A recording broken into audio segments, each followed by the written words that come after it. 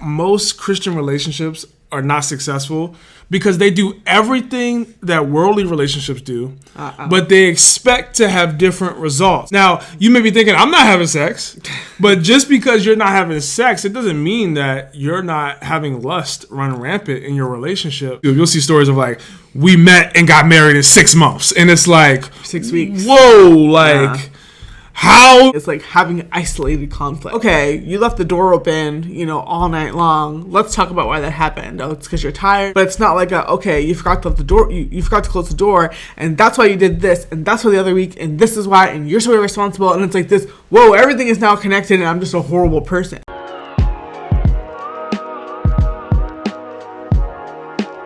What's up, fam? Welcome back to our channel. My name is Tim. This is my beautiful wife, Pauline, and you're tuning in to another episode of the W Podcast, where you get wisdom in the word with the Wheeler. Hey, so we are super excited to be back. We have a great episode this week, and it's really interesting because, babe, I feel like most Christian relationships are not successful because they do everything that worldly relationships do, but they expect to have different results. Now, you may be thinking, I'm not having sex, but just because you're not having sex, it doesn't mean that you're not having lust run rampant in your relationship, because we know, based off the Bible, that lust has nothing to do with the actual sex. It has to do with how your heart is towards that person, how you're looking at them, how you're viewing them. And let's take it off the physical, because this isn't really what this video is about. It's not about the physical aspect. Let's get practical. A lot of times in the world, people think that, and I don't know if it's because of Disney movies, definitely, or rom-coms. I know you love Valentine's Day back in the day. Like, I don't know what it is, but a lot of people think if we're meant to be, we shouldn't have to work. Like, it should just be a natural thing. Right. And then on the Christian side, I feel like there's some people who are like, well, if God called us to be together, why do we need to work? Mm-hmm. And that is problematic because work is actually what helps you have a healthy relationship. And one group in the world thinks it's chemistry, and the other group, being Christians, thinks it's predestined. Almost. Right. And if you have been alive for, I feel like, or an adult, let's say, for any amount of years and seen any of your own relationships crash and burn, or friends relationships, family relationships crash and burn, you know that love is not just emotional. Like, that may get the spark going, but that doesn't keep the flame burning. And people always have to ask that, like, married couples, like, oh, how do you keep the spark alive, the flame alive, or whatever in your relationship? And the answer is work. It's systems. It's a lot of practical things. So we have one, group who thinks it's all chemistry when you are pre-Christ, and it's kind of like, oh, my emotions are leading me. And then sometimes when you're a Christian, you think that, like, oh, I don't really have a say in the matter. The Spirit leads me. Which he does. Definitely he does. But also sometimes he's leading you to take your wife on a date. And sometimes he's leading you to, give a nice gesture to your partner. So there's, like, love is practical. God is a very practical God. And if you are anything like us, you're probably sitting there wondering if you're, if you just got saved, or you've been saved for a while and you haven't gotten in a relationship yet that's been, like, long term. You're wondering, like, what is a godly relationship supposed to even look like? Because you've dated in the past, pre-Christ and after becoming a Christian and devoting your life to the Lord. And you're like, this kind of looks like and feels like a lot of, like, what I've seen on the internet, or really what I experienced before. Like, what's the difference between Christian dating and non-Christian dating? And that's really what we want to talk about. Yeah, and I remember when we first started dating, we were super desperate, for lack of a better word, to figure out. Yes, hungry is a great word. Curious. How do you date well? How do you date in a way that honors God, but is also still fun and not stuffy? And that's what we love to do here, is we love to help you have a fun and holy relationship. We're all about that. And we dated 10 years ago, which is crazy. Like, when we first started dating, 2015, and there was not the massive amount of content. Yeah. At least it was not as easily accessible to find on Christian dating. Let alone you throw in the fact that we black. I really didn't know any spaces for that. And it's so interesting because now we're in the complete opposite world. Yeah. Where there's almost too much information. And it's almost impossible to figure out what information is actually godly, what information is like, what information is completely just not godly when it comes to dating well. And that's why we say you probably should only have one or two main places where you're getting content around godly dating, because I do think there's a point where you can have too many voices in your head. And obviously we hope that that's us for you, but even if it's not, find somebody who you trust, who you feel like they're coming from a biblical worldview, and they're actually giving you some practical tools along the way. And I think that could help a lot of people. Yeah, absolutely. It's all about really just figuring out what is going to bring the results that the Lord has placed on your heart. Of course, that come from a biblical standard. And because you don't want to throw out, you can always, chew on the meat, spit out the bones type of situation, because everyone's kind of advice or perspective is going to be different. But the point is that there is wisdom out there. So the fact that you're even seeking it out, listening to this podcast or other podcasts like this on Christian dating, you're going to find what you need as long as you don't give up and don't settle with whatever I see in the world is fine. As long as we're not, having sex, it's a godly relationship. That's definitely not God has more for you, and we believe that there's more for you in that. And when you have a heart to serve God and to get all that He has for you, He's going to give you above and beyond what you expect. So, yeah. And I think one of the reasons why dating can be such a great area for Christians is because that word is not in the Bible. Yes. Dating as we do it today was not how they entered into marriage back then during Bible time. So I think that's why that gray area can leave some room for confusion. And while, yes, the Bible does not specifically say dating, there's a lot we can learn from, and we're going to unpack that today in the Bible to help us navigate our dating relationships as we lead towards marriage. Now, you may be watching this like, I am single. I wish I had some options, but I don't. And this is still for you because we want to build the foundational blocks that you need so that when somebody does come in your life, you're ready to move with wisdom. So make sure that you stay tuned. But babe, can you read the verse that we really want to unpack? Because I think it would be helpful to kind of set the stage. Yeah. 1 Corinthians 13, verse 4 through 7, it reads, "Love is patient and kind. Love is not jealous or boastful or proud or rude. It does not demand its own way. It is not irritable, and it keeps no record of being wronged. It does not rejoice about injustice, but rejoices whenever the truth wins out. Love never gives up, never loses faith, always hopes, and endures through every circumstance." Yeah, I love that. And a lot of people are probably listening right now like, that sounds like what they say at weddings. What does that have to do with dating? And that's one of the things I love to do is unpack things that we typically hear for marriage and bring it down to how can you apply this on your level when you're in a dating relationship. So let's just walk through it. The first thing it said is love is patient. So that means that it doesn't rush and it doesn't pressure. And this can be hard in the Christian dating space because we see a lot of people that tend to, if you go on YouTube, you'll see stories of we met and got married in 6 months. And it's 6 weeks. Whoa, how, why? And you're wondering, was that rushing? And we're not saying, obviously, that everybody in that situation was rushing. But there definitely were people who probably went a little faster than they needed to before they went to the wedding day. So love is kind. That's the second part. The verse says love is patient and kind. What should people take away from that? I love that. It talks about, what is kindness? What do you think about kindness? Someone doing something for you that they don't have to do, obviously. Not just doing something for you, but how they do it. Obviously, you can buy a meal for someone and say, here you go. Or you can say, hey, I thought about you. I thought that you would really enjoy this, and I got this for you. I hope that you like it. That makes a huge difference in how you're doing something and how you present it. And, the first example, sure, your belly is full, and even if it's your favorite meal, you're grateful for the free food, right? And that somebody thought about you.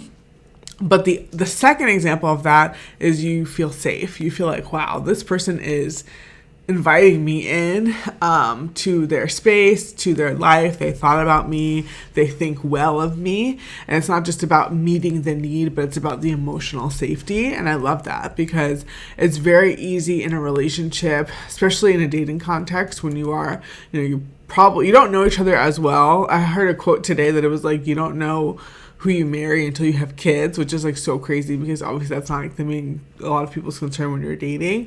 But like if that's true, which I don't know that it is or not, I'll ask you later if you think that's true about us. But if that is true, then how much I'll more? Just say it now. I don't think it. How much more do you know someone, you know, when you're dating? Like you really don't know each other that well. So it can be very easy to focus on your actions and like, oh, I did this for you. I bought this for you. I brought you here.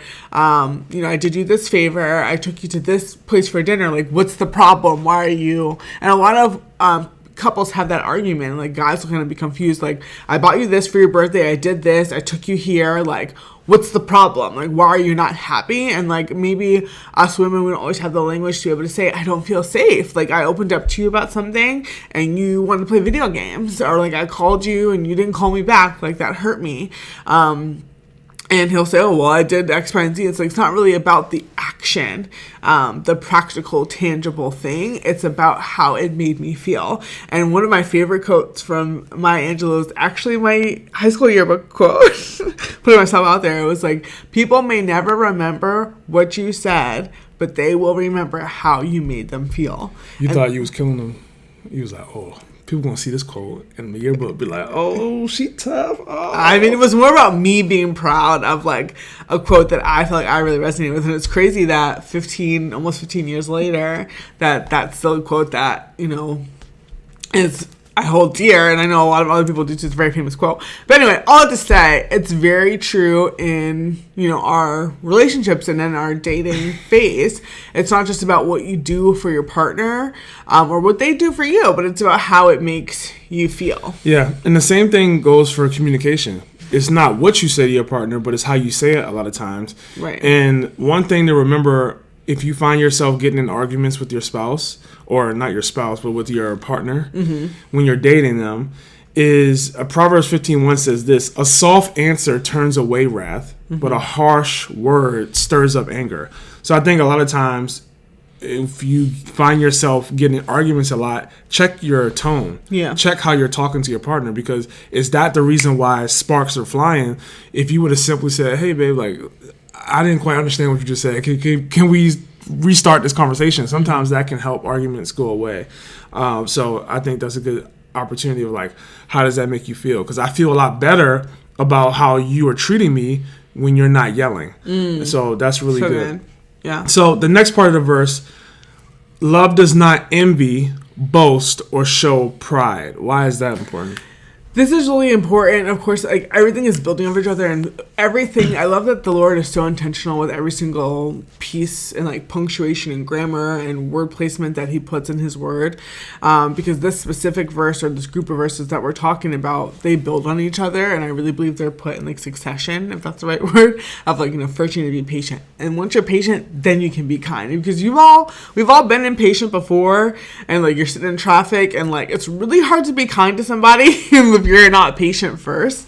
So obviously that's why some people are not nice when they're at restaurants, because they've been waiting for their food and they see who they really are, and they start cooking on the waitress and the waiter, and it's like, whoa. That is very true. I even heard stories of this. I mean, you can, I don't know if you want to share what you've experienced, but I've definitely heard stories of people saying, I don't know if it's true or not, of like employers, and when you go to interview them, they'll like make the candidates wait longer to see like how they respond. And it's like, if I've heard that.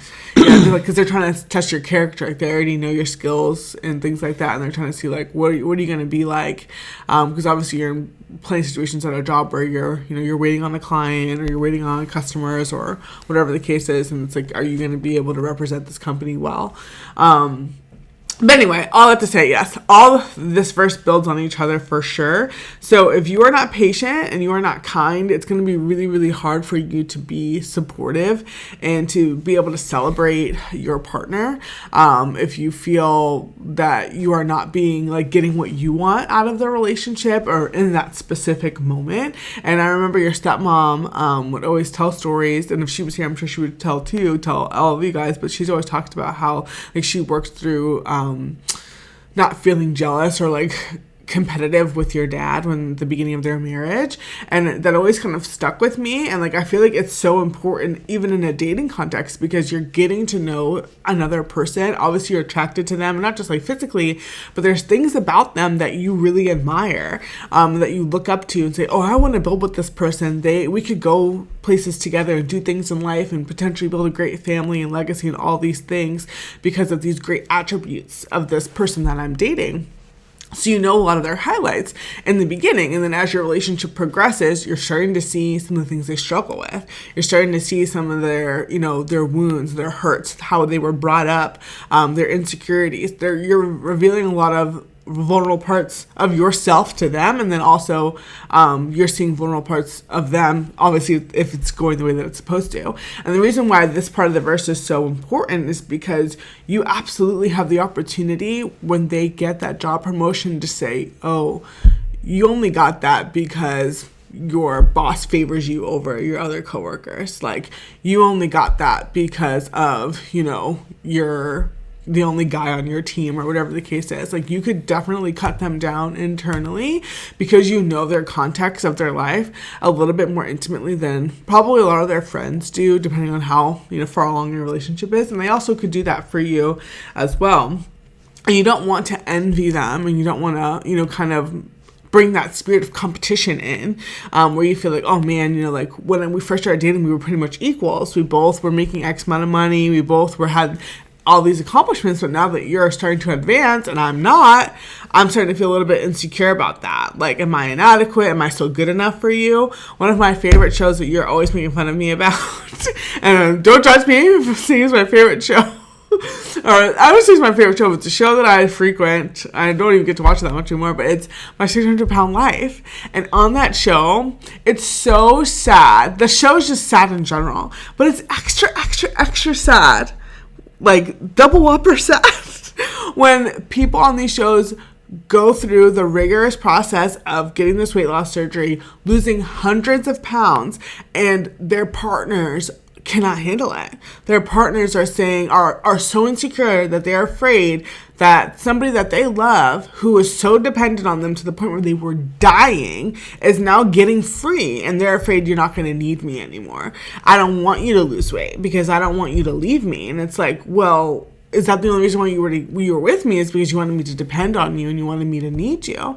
And obviously that's a super extreme and a super visible example, but that can come into a dating relationship as well, where like, instead of celebrating, wow, I'm so happy you're getting healthy, I'm so happy that you are making progress and that you're reaching a goal that you have wanted for years, and like, you couldn't even imagine yourself being 200 pounds when you were once 600. You're literally a third of, that's an entire, you lost 2 people on you. Like, that's an incredible accomplishment.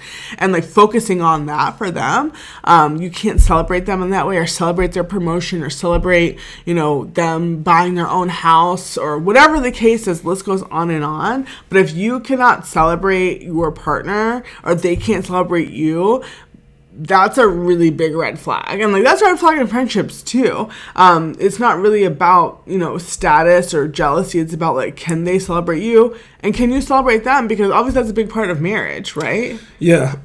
And just, if you find yourself ever starting to be jealous of anybody, but especially when you're dating, like, just take that to the Lord, because that could be an opportunity that the Lord is using. Because a lot of people know that, excuse me, a lot of people know that marriage will reveal a lot of who you are, the good, bad, and ugly.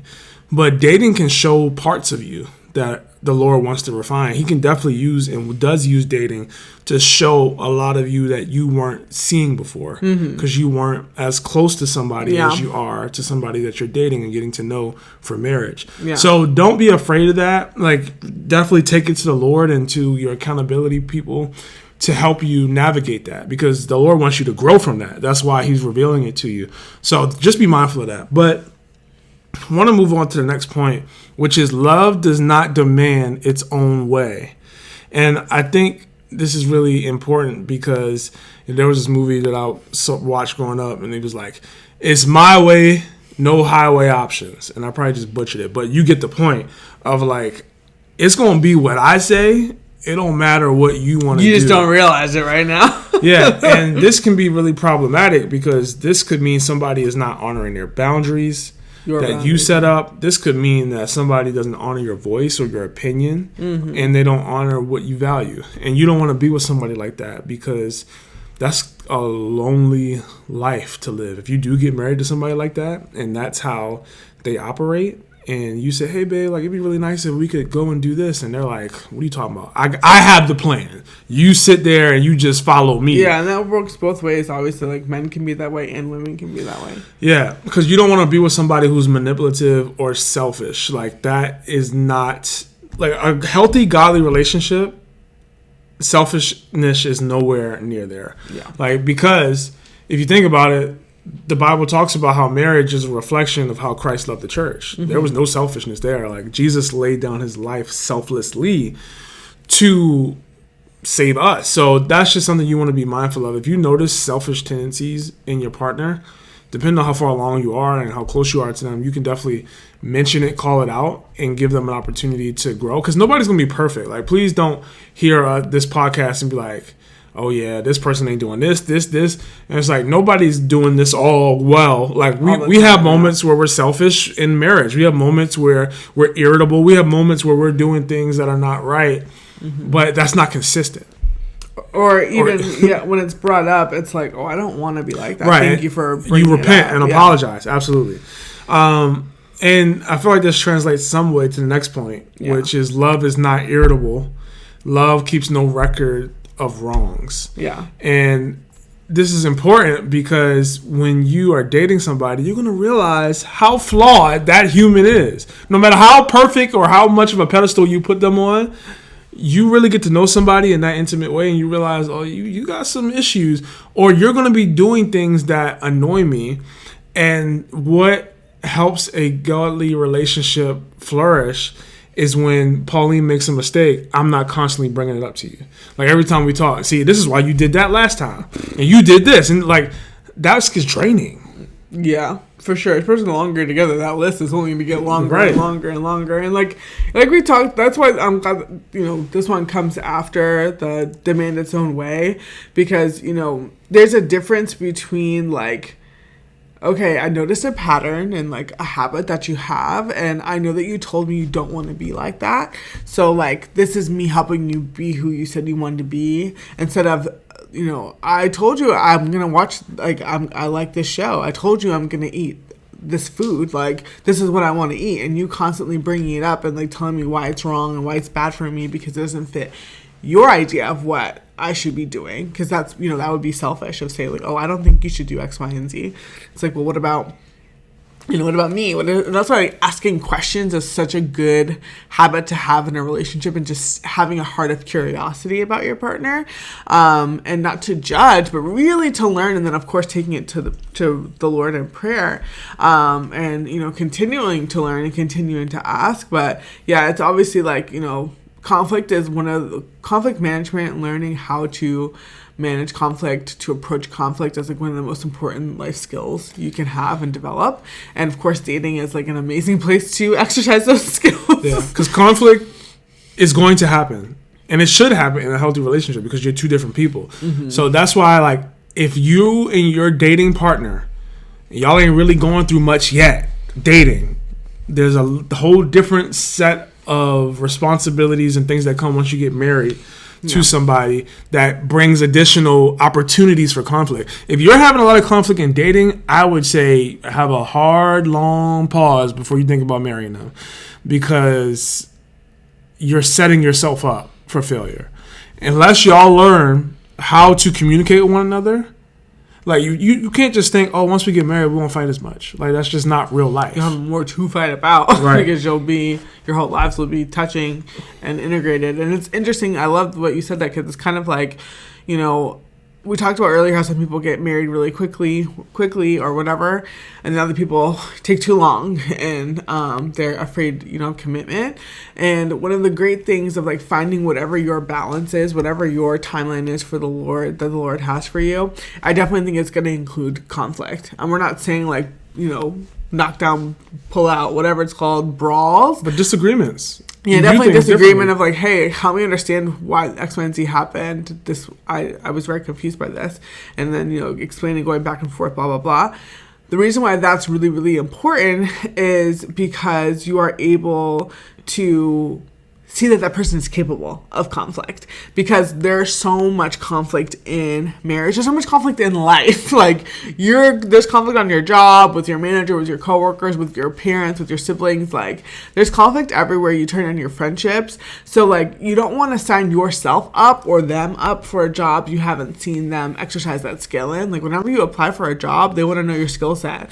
You want to do, you want to be an engineer? Great. When have you done, these skill sets that require this responsibility? Oh, you've done them all before? Great. That's really what most employers want to know. You guys know we always say that dating is like a year-long or sometimes longer job interview. A fun job interview, but still a job interview, because at the end of the day, you're looking for someone to fill a role of being a spouse, and conflict is a really, really good part of that role.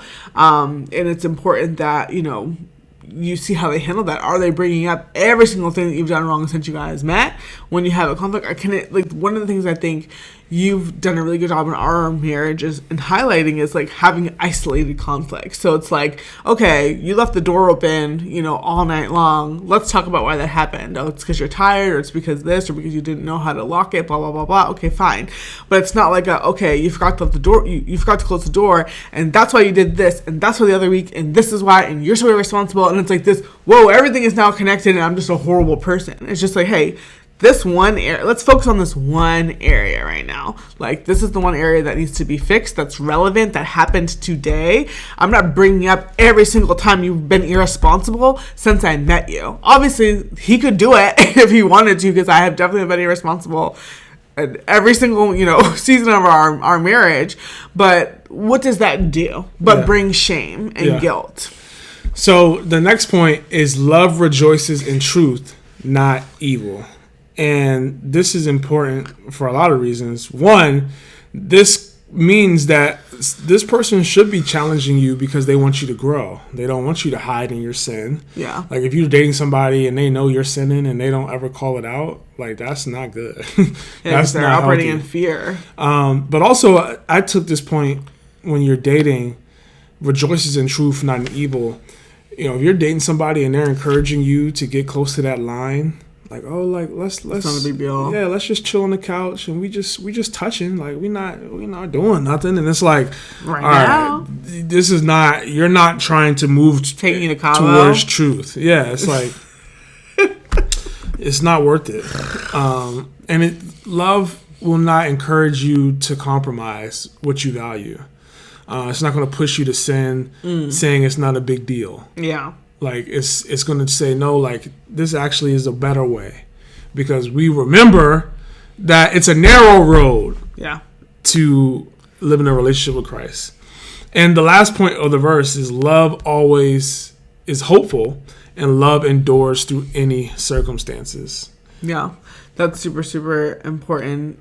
That somebody, because the Bible says that love covers a multitude of sins, and again, that's kind of back to what we spoke about a few minutes ago about vulnerability and like you having that.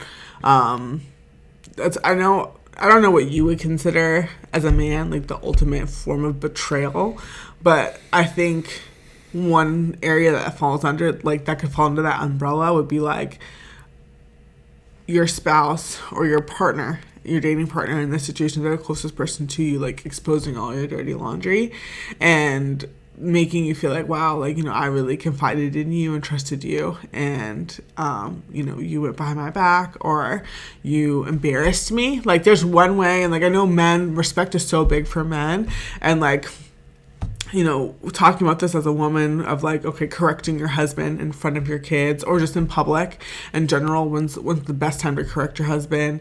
And some women don't do that at the best time. It can make their husband feel really exposed and like uncovered in a way where it's like, I don't feel safe here anymore. Maybe a lot of men wouldn't use that exact language, but like essentially that's what it is. So it's remembering that that is love too. Love is covering, and that it, you know, your husband or your partner, and this happened to us, like I lost my job while we were dating, and it wasn't like, you know, your response was not like, that sucks, like, hope we figure it out, even though that wouldn't be an exposing thing. It was like, okay, this happened, like, well, it was always hopeful. I believe that you were gonna it's like you're gonna get through this, like, I'll be here to support you, like, as much as possible, like, I'll help cover dates, blah blah blah, you know, like, it's all gonna be fine. But yeah, you were very, you know, hopeful and helping me guard my hope when I didn't really have any.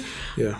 So it's just really important that, you know, you're able to see that. And that's one of the benefits of, you know, dating, if you can, for a year, and going through, not that I hope everybody loses their job every year, but going through some type of loss, some type of grief, even if it's friendships, even if it's like, you know, health stuff comes up, whatever, where you're like walking through things together, where you're like, all right, like, can you go to bat for me when I'm down, like, emotionally and spiritually.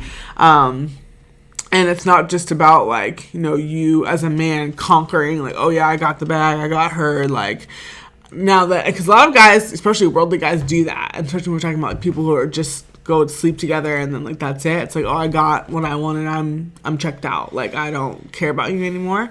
But it's like, when I don't have anything to offer, when I am down, are you still able to encourage me? And then obviously vice versa for, you know, the other, both partners doing that. Yeah, that's good. So we're about to help you evaluate if your relationship is reflecting these traits, or when you do get in a relationship, how do you identify if this person is walking through each step of these verses? But before we do that, let us know in the comments, like, what part of the verse hit you? Like, what part are you like, yeah, I do this really well? Or what part are you like, I could definitely grow in this area? We would love to know in the comments. And if you don't subscribe already, make sure you go ahead and subscribe to the channel. We would love for you to be a part of this community to keep giving you this godly content. But sorry to interrupt, but also if you're not subscribed, you can't get the third part of the series. Yes, we're in a series right now. Part 1 was the last video, so it's right there if you want to check it out. Really helping you identify, how do you know if love is real? How do you know if what we're doing right now is lust, or if we actually are in love? But now back to this episode. How do you evaluate if your relationship reflects these traits that we just identified in the verse? And the first thing I'm going to say, it takes time. And I think sometimes in dating, we want to rush. Sometimes in dating, we want to be able to identify if this person is God's best for me in week 1. And that's just not going to happen. Unless it's just clearly, like, there's clearly not a fit. Like, but sometimes it is a fit, or it could be a fit, and you don't know, and you need that time to identify, is this person who they say they are? Yeah. Because everything they say sounds great, but now I need to see them live it out. And that's what people ask me, like, how did you know Pauline was the one? And, like, I tell people, I had an idea who Pauline was before we got together. Yeah. And every day we were together, she just confirmed what I already thought about her. Yeah. And if she would have confirmed something different, we wouldn't be sitting here right now. And it takes honest communication to do this. Like, how did I know Pauline was who she said she was? Because when we started dating, we would have a lot of honest conversations. She would share her heart. I would get to know her. I would share my heart. She would get to know me. And that would help us identify if we want to move forward as well. Why are you smiling? So cute. You like what I'm saying? Yeah. Just making up for earlier because you was about to come from my throat. I was not. I just was a little taken back. So the third part is, it takes community to show you your blind spots. Absolutely. Sometimes you ain't been dating in so long, you just excited somebody loves you. Sometimes you've dated, but this person might be the most finest. That's not even proper English, but sometimes they so fine you can't even talk straight. This might be somebody that you're so infatuated with that for whatever reason, the flaws or the red flag potentially you're missing. So it's important to have people in your life when you're dating, because there actually is a scientific, like, they've done studies of when you first start falling in love with somebody, your brain does not function. No, seriously, like, it doesn't function the way it normally does. Yeah, not as, like, seeing as clearly. You need that accountability. And remember this too. Missing fruit doesn't always mean that the relationship should be over, because maturity is necessary. So you may be dating somebody right now and you're reading through that verse like, they don't do this, they don't do that. And that doesn't mean that right now you need to stop watching this podcast and break up with them. Yeah. It does mean that you should bring it up and address the situation, but give them an opportunity to get better and grow. Right, exactly. Pauline and I had so many opportunities in dating where I needed to show up and be better and grow. And she would give me the opportunity to do that. She didn't just break up with me and be like, all right, you're not perfect or you're not as mature as I thought.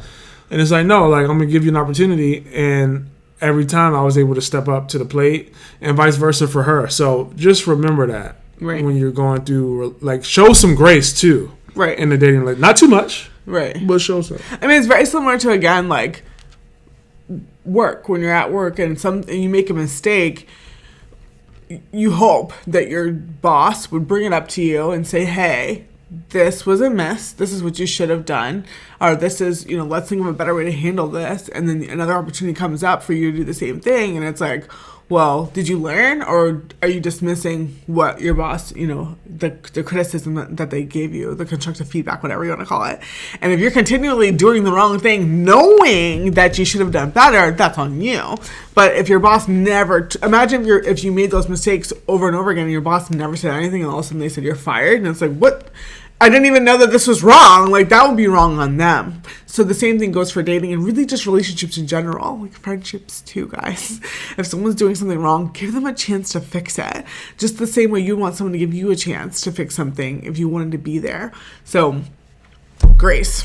Yeah. And remember, love that's rooted in Christ will lead to peace and not confusion. So if you're dating and you're like, look, I don't know where this person is. One day they're doing this, next day they're doing that. It's been like 6 months of that.